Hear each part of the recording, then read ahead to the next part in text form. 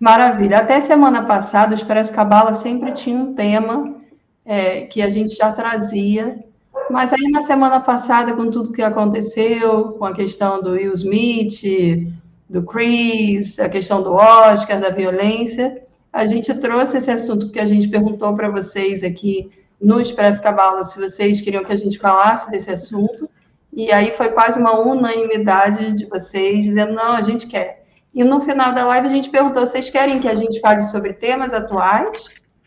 Ou a gente pode continuar trazendo tema como a gente fazia? E aí vocês falaram, não, temas atuais.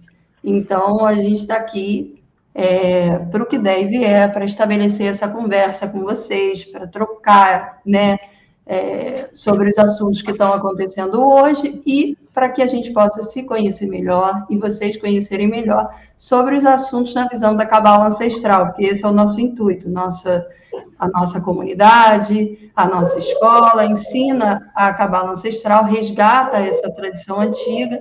Então, tudo que você vai ouvir aqui é na visão dessa tradição, tá bom? Então, sejam todos muito bem-vindos. Se você está aqui pela primeira vez, seja muito bem-vindo. Eu me chamo Súria, estamos aqui com Kista Maran, Juliana Calucci, Mário Meir, e nós fazemos parte do movimento da Cabala Ancestral.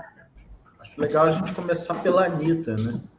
Eu acho. Anitta, eu gosto desse assunto. Então, vamos lá, vamos começar pela Anitta. Quem quer começar a falar? Eu acho que eu posso começar. Gente, eu sou nascida no subúrbio, né? Como eu já falei na live passada, eu nasci em Cascadura, eu morei no Meier durante muitos anos, o subúrbio do Rio de Janeiro, para quem é adolescente, tem muito a cultura do funk, né? Assim, eu cresci minha adolescência, eu posso falar por mim, não sei se é todo o bairro, não sei se são todos os lugares do subúrbio, mas onde eu nasci tinha muito a cultura do funk. E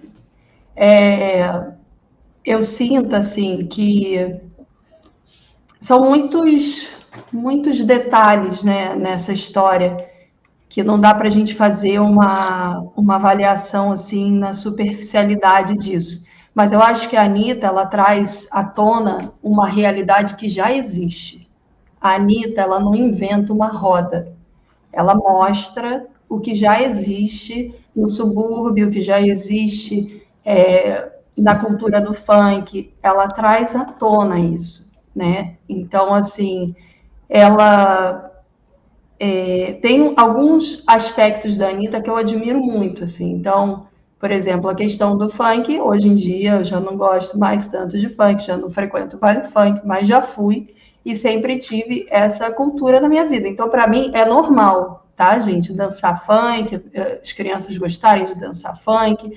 Claro que tem uma sexualidade exacerbada. Na minha época, as letras, elas eram um pouco mais cuidadosas, justamente porque as crianças gostavam de dançar, né? A dança, ela sempre teve esse movimento, então, de você fazer o movimento para trás, botar a mão no joelho, dançar, assim como foi na boquinha da garrafa, a coisa das danças tipo lambada. Eu cresci, fui participando de concursos de lambada, que tem muita sexualidade também nisso. Então, é claro que na minha época não tinha tinha-se um cuidado com as letras das músicas, mas também refletia, né? Refletiam-se muitas coisas. Por exemplo, tinha uma música na minha época que era Só Mais Um Silva, que a estrela... É só mais sensível que a estrela não via. Ele era funkeiro, mas era pai de família. Era um cara que tinha levado um tiro. Vocês já sabem, meu pai morreu assassinado com um tiro num assalto. Então, era a minha realidade também. Né? Claro que na favela morrem pessoas a cada instante. Isso tudo, o que eu acho que a grande questão disso tudo está na educação mesmo, assim, né? Na forma como educa, né, as crianças, né, e como a gente é educado. Agora, na minha realidade, na minha vida, nunca se teve problema com funk, nunca se teve na minha casa podia se dançar funk, minha mãe podia botar funk, é um ritmo que eu adoro, é um ritmo que me lembra o ritmo africano, né, então eu acho assim, eu estou trazendo o meu ponto de vista, tá, primeiro, para trazer uma contextualização. E a Anitta, querendo ou não, você gostando de funk ou não, você gostando dela ou não, ela é uma pessoa que alcançou um patamar mundial.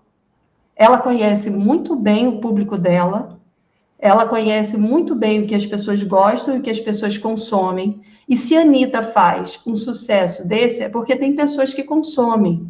Antes da pessoa fazer, existe o que se consome. Então, assim, já é algo que as pessoas veem, já é algo que as pessoas assistem. A questão da sexualização, da erotização do corpo, gente, isso acontece. Uma das maiores indústrias do mundo é a pornografia. Só que as pessoas fazem isso escondido. As pessoas fazem isso, ninguém nem sabe que isso acontece, né? A própria questão do corpo feminino, durante muito tempo, as mulheres, a gente não podia usar uma roupa, não podia usar determinadas roupas ou sair de uma forma, porque a gente, enfim, o cara podia mexer com a gente, o homem podia mexer com a gente, e sempre houve-se um desrespeito em relação a isso. Então, eu acho que são muitas camadas, sabe, para a gente olhar, né? E esse sucesso dessa música tem vários elementos que fazem ela ter virado um sucesso e ter viralizado no mundo. Então, por mais que a gente não goste da Anitta, por mais que a gente fale da sexualização, né, e da forma como ela trata o corpo, e não só o corpo, mas ela traz muitas questões relacionadas a isso, como eu faço o que eu quero, saio com quem eu quero, namoro quem eu quero, eu tenho dinheiro para isso. São muitas questões atreladas a isso, uma imagem de uma mulher, né, empoderada, que é o que a gente vê muito no mundo hoje, e aí a gente, achando ou não que isso seja um empoderamento, é isso que ela tenta trazer dentro da realidade que ela nasceu, dentro da realidade que ela vive e dentro desse mundo. Então, assim, são muitos aspectos para a gente olhar. Então, eu acho que, por mais que a gente não tenha aspectos disso que é preciso refletir, a sexualização, o erotismo, a sexualidade, isso está impregnado na sociedade. Se vem à tona, se aparece, é porque já está. Então, eu acho que o que a gente precisa refletir, e aqui está caiu ali no... O que a gente precisa refletir é muito por aí, sabe? Então, não sei, Mário, esse tema para mim ele é um pouco polêmico, porque eu gosto da Anitta, e eu acho que tem muitos pontos positivos nisso. Tem muitos pontos que hoje eu olho e falo, olha, isso talvez não precisasse, mas ela ainda é jovem, né? Ela tem suas questões, ela tem ainda um mundo para desbravar, e ela tem todo o direito de se manifestar e manifestar a música dela da forma que ela desejar. Então, o meu posicionamento cada um deve mostrar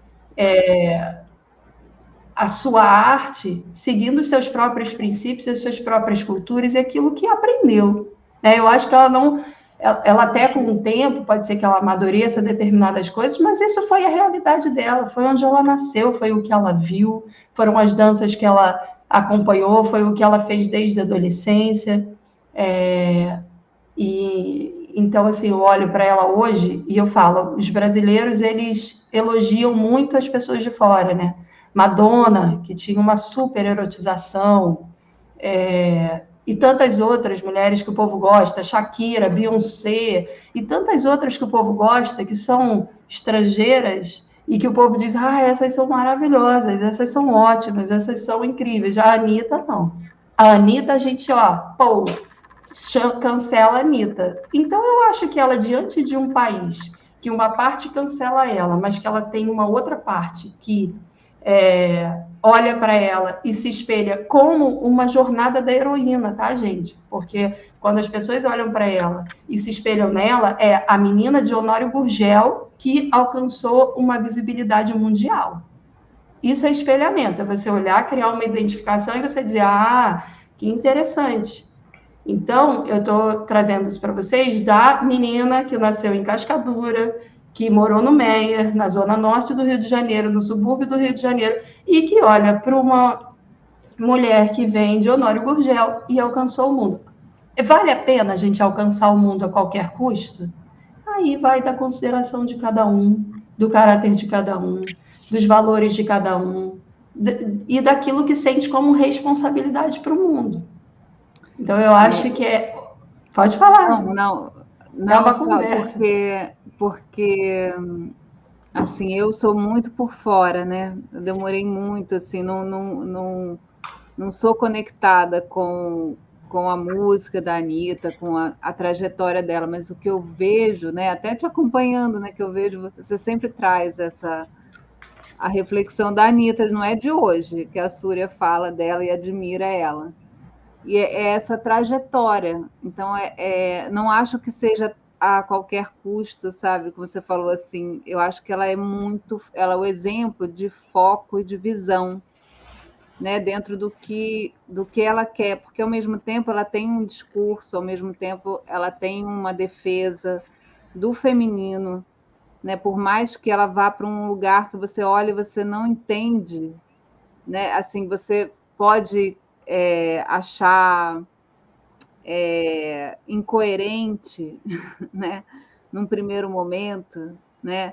Mas outro dia eu estava analisando, vi alguma coisa escrita e é verdade, né? O clipe dela tem muito a ver com o clipe dos grandes rappers assim americanos que tem toda essa sexualização em que é o rapper que está ali sendo o centro daquele clipe com todas as mulheres em volta. E ela botou a mulher ali naquele lugar, né? Então, é um trazer esse lugar desse feminino. É lógico que eu acho que a gente está num momento muito de transição, de empoderamento desse feminino. Então, a gente vai sempre para lugares, territórios que dizer, olha, eu também posso ocupar esse lugar aqui. Eu acho que vem um processo assim, e de todos os níveis, né? Então, às vezes eu acho que tem coisas assim muito pensadas que a gente nem imagina, sabe? Dentro, porque o que se está vendo é de uma. Ela tem visão, ela tem esse foco mesmo, ela sabe o que ela quer. E tem a outra questão que você tocou também, que eu acho importante a gente sinalizar, é essa questão mesmo do herói brasileiro, do herói e da heroína do Brasil. A gente tem muita dificuldade em aplaudir os heróis em qualquer área que seja. Né? Eu vi alguém que comentou alguma coisa sobre isso, que guardou um comentário, alguma matéria que leu, de um cientista fora do Brasil, de alguém que falou assim: o Brasil ele não aplaude, ele não dá valor aos heróis que ele tem, né? Assim, e a gente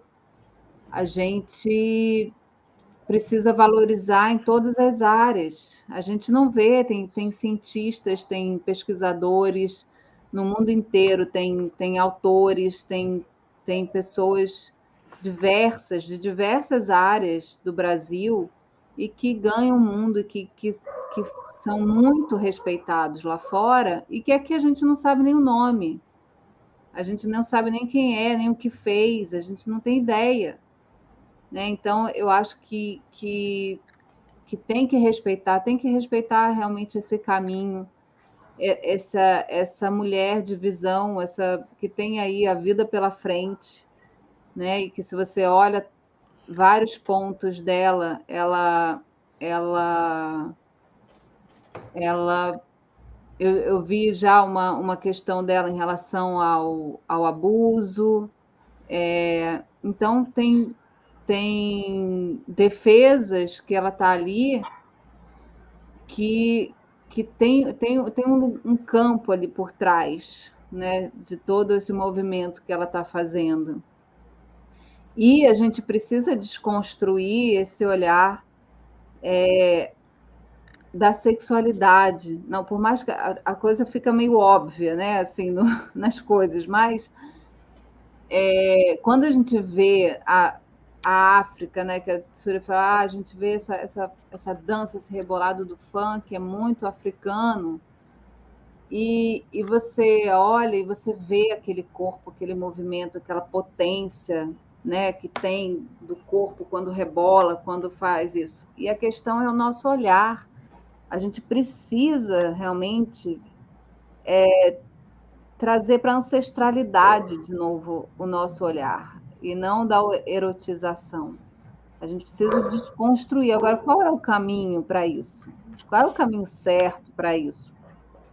Eu vou ser sincera, eu não suporto a música da Anitta, mas eu reconheço uma grande mulher que é capaz de encarar um homem no poder, que é capaz de sair de Honório Gurgel e ganhar o mundo e ser a música mais escutada do mundo.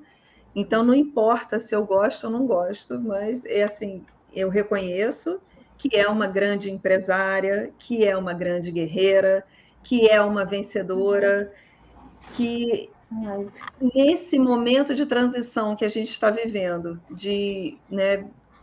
nessa luta, nesse lugar do feminino, é normal a gente entender que vai chegar num extremo para encontrar esse meio termo. A gente vivia esse 8, a mulher era, né, totalmente abaixo, então a gente vai ter que chegar num 80 e essa mulher ter que comandar tudo e ter que expor o corpo e ter que, como ela está vindo, avassaladora, para encontrar esse 40.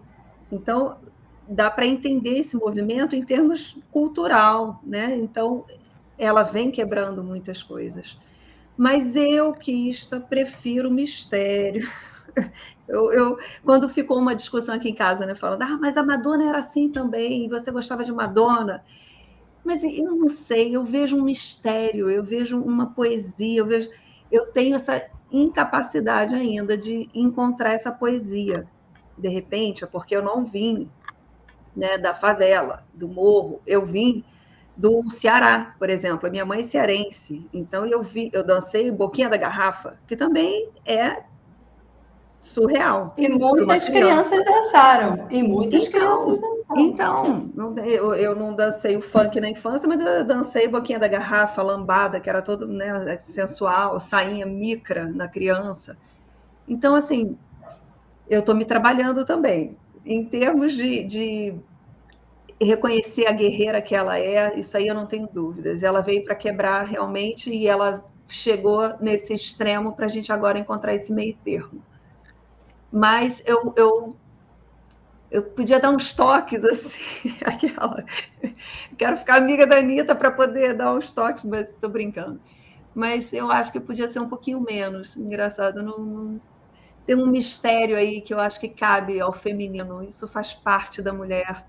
Né? Não é à toa que a gente veio com esse órgão caverna. Né? Eu acho que tem uma coisa que mexe muito mais. É uma energia, bem no mês de Nana, né? Falando do mistério. Mas eu gosto de mulheres misteriosas. Ela tem seu mistério? Tem seu mistério. Mas em termos dessa sexualidade assim, escancarada, eu já prefiro uma coisa mais... Mas não vou negar. É uma mulher que veio para realmente peitar. E ela está fazendo o papel dela. Ela é uma boa pessoa. Você vê que ela fala pelo povo. Quem é que tem coragem de fazer isso? As pessoas estão preocupadas com o prazer, poder e posse delas. O artista, a maioria dos artistas perderam essa voz. E ela tem essa voz. Ela responde pelo Brasil, ela responde pela mulher, ela responde. E isso aí é raro. Eu não vou... Né, eu tenho que colocar ela lá em cima. Bom, deixa eu só fazer um adendo aqui, que a Súria falou que eu não gosto da Anitta, não é verdade. Eu nem conheço. E sinceramente, gente, eu não falo. Não, porque estão falando que ela fez alguma declaração que eu acho que está na polêmica, que eu nem estou sabendo. Acho que a gente nem também não declaração. Não vi essa declaração. Mas eu não vi ela rapidinho, Maru. Fala. Desculpa. Não, ela falou que o brasileiro gosta... Ih, meu Deus, agora eu esqueci. Mas é assim, o brasileiro só quer saber de fazer amor, aquela, né? E, ai, meu Deus, era isso. Se divertir e fazer amor, é uma coisa assim. E aí ela falou que foi descontextualizada, que não foi nada disso que ela colocou, e o jornalista Porque aí está dando maior revolta em todo mundo, né? Muitos brasileiros falando, que isso, que história é essa? Eu estou aqui sofrendo para pagar 1 quilo de carne e ela vem falar que eu só penso em fazer amor. É uma coisa assim. Mas tá maior discussão. Vamos lá. Eu acho que é muito importante a gente entender uma coisa. É importante a gente separar uma expressão artística, né? Toda uma série de coisas que foram contextualizadas aqui, né? Primeiro, separar a expressão de um erotismo artístico, separar isso de pornografia. São duas coisas que não tem nada a ver uma coisa com a outra. E também não tem nada a ver uma coisa com a outra a questão dos abusos, estupro e abusos sexuais, ou seja, isso não... A Anitta, ela não corrobora para isso, né? Ou seja, e a expressão dela não corrobora. Não, é porque a Keisha falou isso, que ela foi abusada sexualmente. Ela foi abusada sexualmente quando ela tinha 13 anos. Por isso que veio a questão do abuso. Vamos lá, vamos pensar aqui uma coisa. No ano 990, antes de Cristo, né, nasceu um sujeito que provavelmente muitos de vocês já ouviram falar e que é uma referência religiosa para praticamente todas as 3 grandes religiões do Ocidente. Um rei chamado Salomão. E esse rei chamado Salomão nos deixou algumas grandes pérolas de ensinamentos, nos deixou grandes pérolas de sabedoria, Eclesiastes, livro de Provérbios, e nos deixou um poema erótico, que é o Cântico dos Cânticos. Para quem não leu, eu recomendo.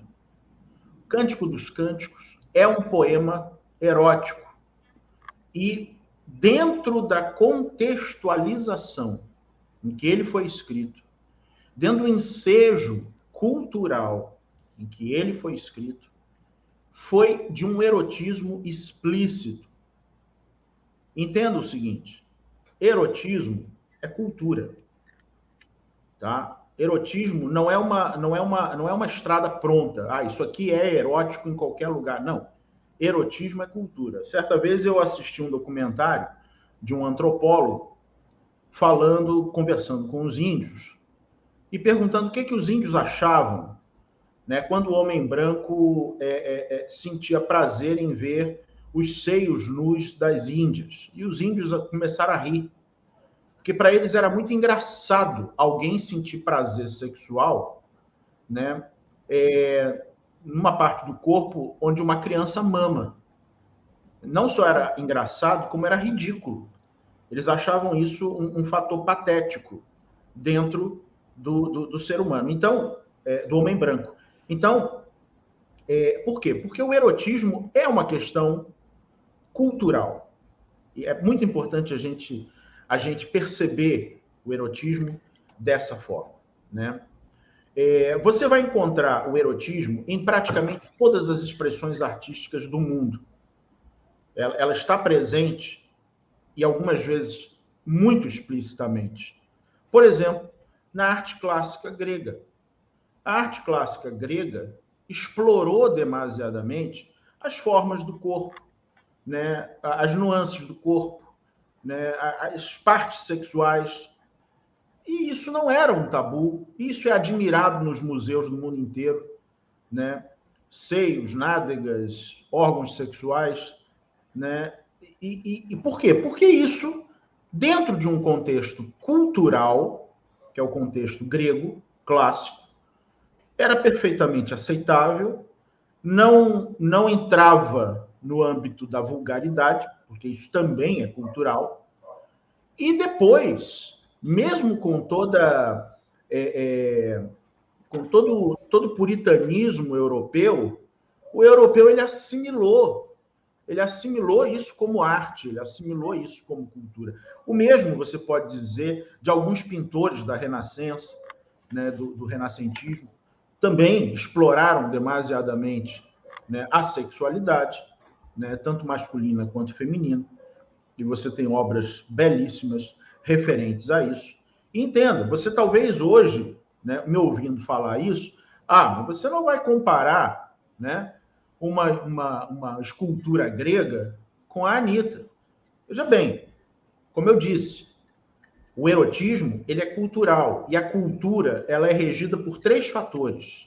A cultura ela é condicional, ela é relativa e ela é mutável. Ela é condicional, ela é relativa e ela é mutável. Né? Então, o que para nós, o que nos escandaliza, né, o que escandaliza, de repente, o ser humano hoje, é o que escandalizaria o ser humano no tempo de Salomão.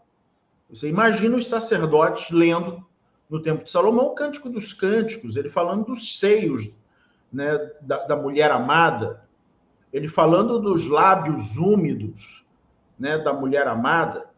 E isso está lá, isso está na Bíblia, até hoje. Né? Então você tem o erotismo presente na música, não só na música atual, mas na música em todas as épocas você teve expressões do erotismo.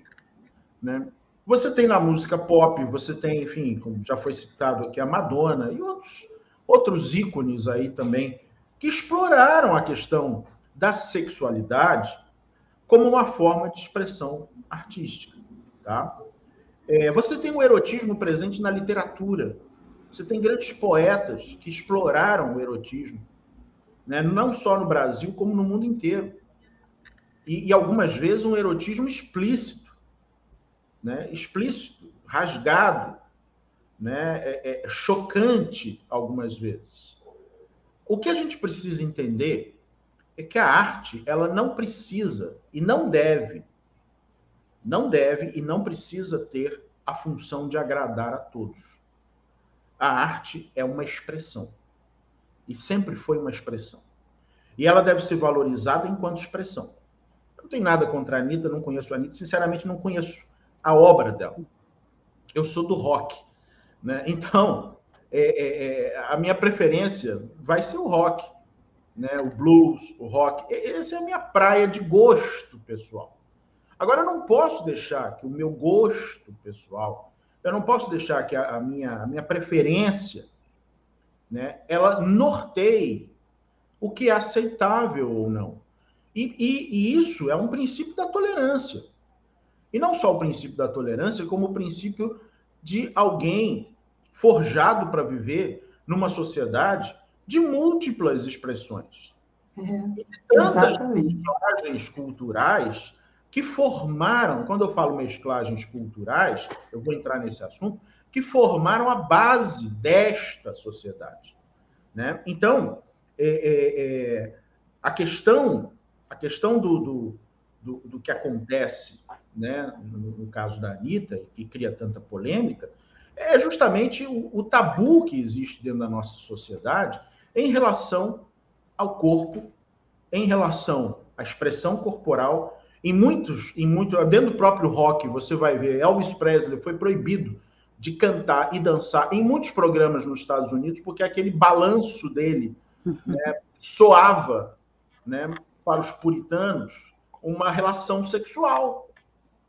Né? Ou seja, quando surgem as primeiras expressões do rock e as danças, né, as danças de casal ali no rock dos anos 60, do final dos anos 50, aquilo era um escândalo. As mulheres sendo jogadas para cima, passando por debaixo da perna dos homens, né, com aquela saia rodando e aparecendo as coxas e tudo. Aquilo ali era escandaloso para um determinado nicho da sociedade. Né? Agora, a gente não pode tentar normalizar, né, o que é aceitável dentro do ensejo da arte. Porque isso nos torna, no mínimo, chato.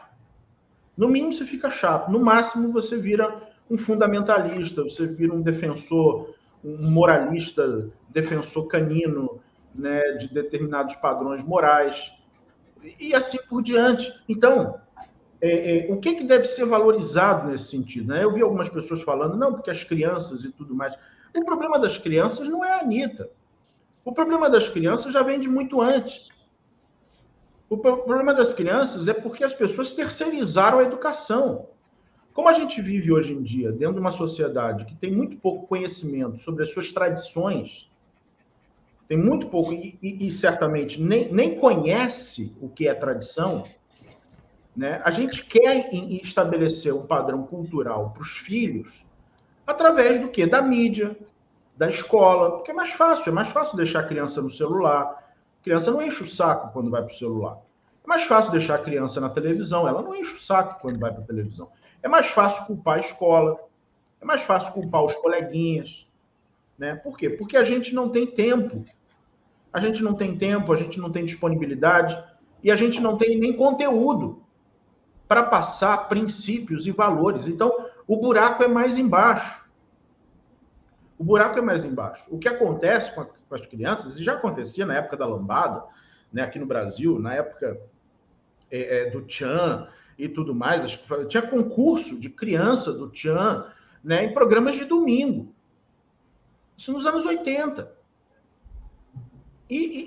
Eu participei desses concursos, entendeu? Porque essa era a realidade da minha vida, Exato. gente. Eu morava ali num lugar que era a minha realidade. Minha realidade era o quê? Churrasco. Minha realidade era escola de samba. Minha realidade era concursos em festas. Essa era a minha realidade, eu não tinha outra. Eu não conhecia os museus, eu não conhecia os lugares chiques, eu não conhecia nada disso. Essa era a minha realidade. Exato. Se você vai, essa era a minha realidade. Se você vai na África, hoje em dia, como a Carol te falou, você vai na África, as crianças, elas dançam. E não há ali nenhum cunho, nem pop, e nem há um cunho comercial, não há um cunho de moda, né? Crianças que seguem tradições fazem danças, e danças que representam o quê? Representam o acasalamento, representam, né, a sexualidade. Isso não é um tabu. Por quê? Porque é cultural. Aí a gente entra numa questão que, para mim, é aonde pega. Quando os gregos, já pós-era clássica, e olha que os gregos não eram mole, né?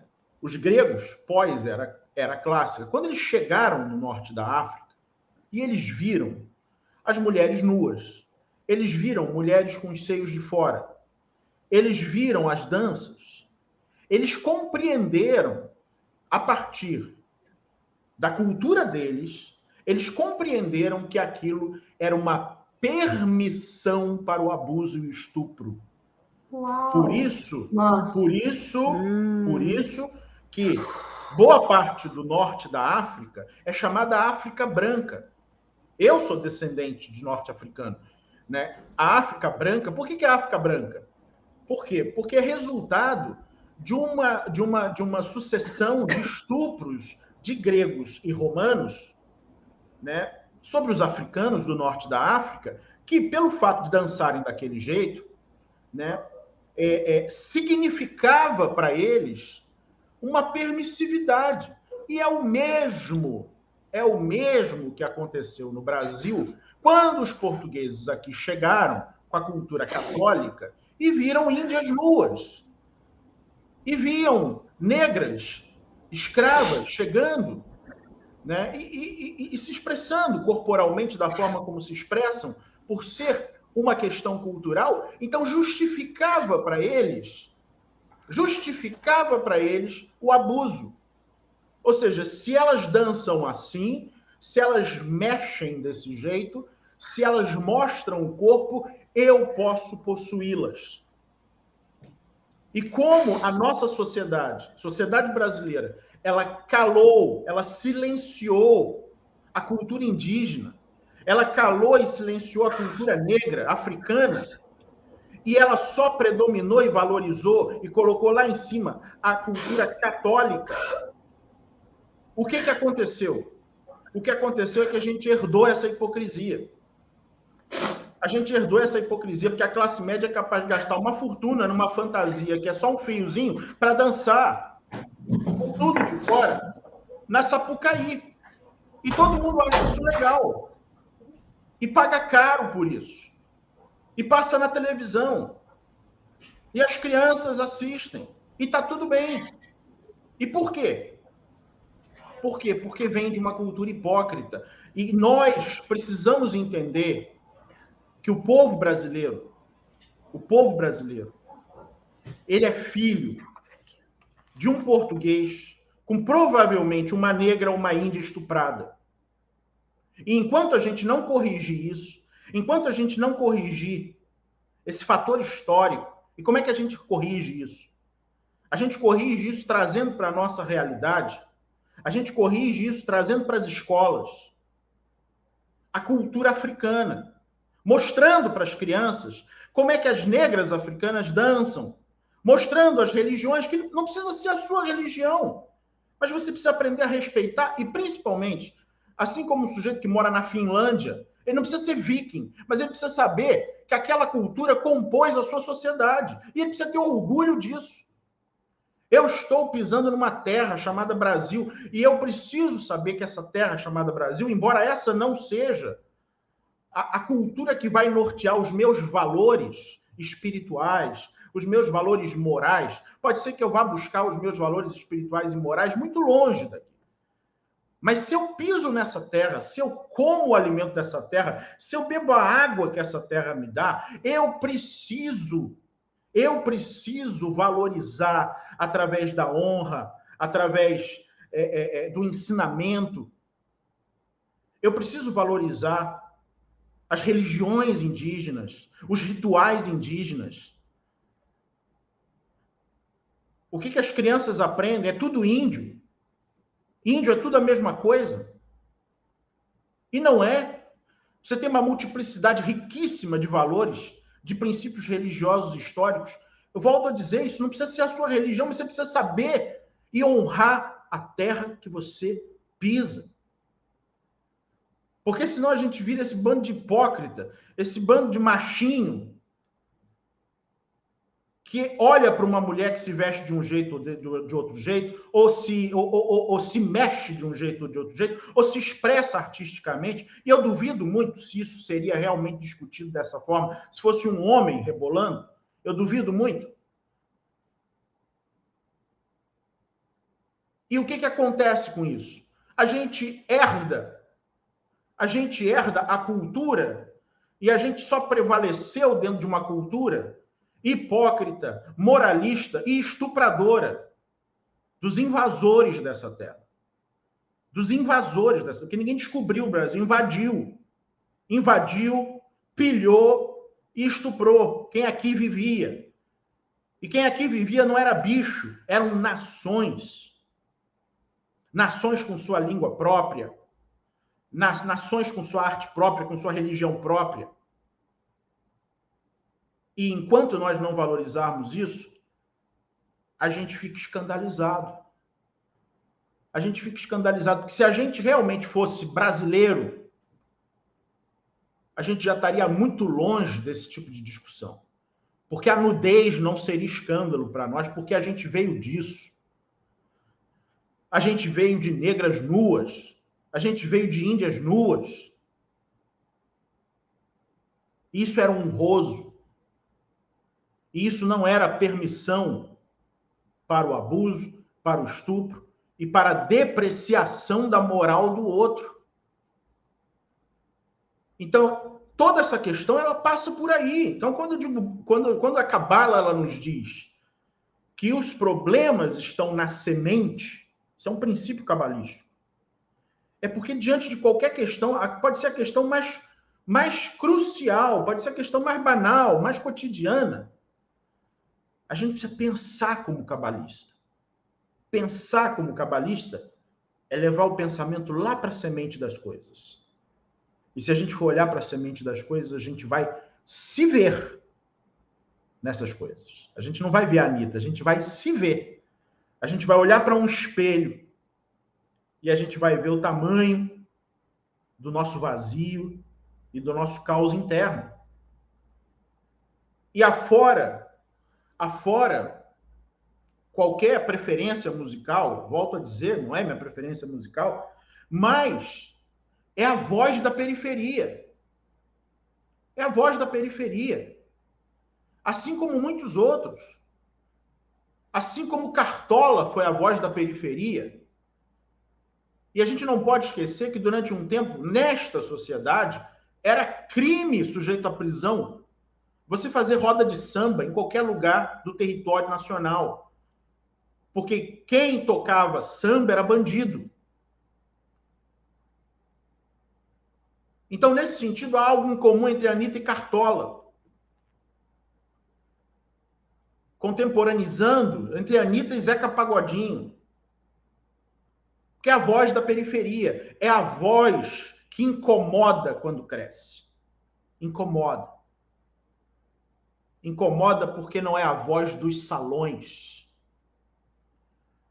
Né? Não é a voz dos salões.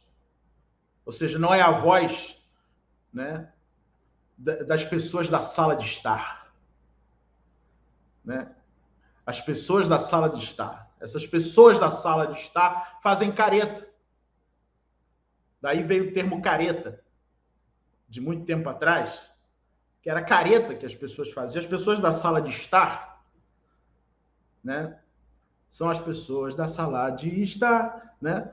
Ou seja, as pessoas da sala de estar, elas se incomodam quando a periferia cresce, quando a periferia fala alto, quando a periferia desponta, quando a periferia não precisa fazer faculdade para ganhar respeito, respaldo, autoridade. E isso serve para tudo. Isso serve na política, isso serve na arte, isso serve em qualquer nicho da sociedade.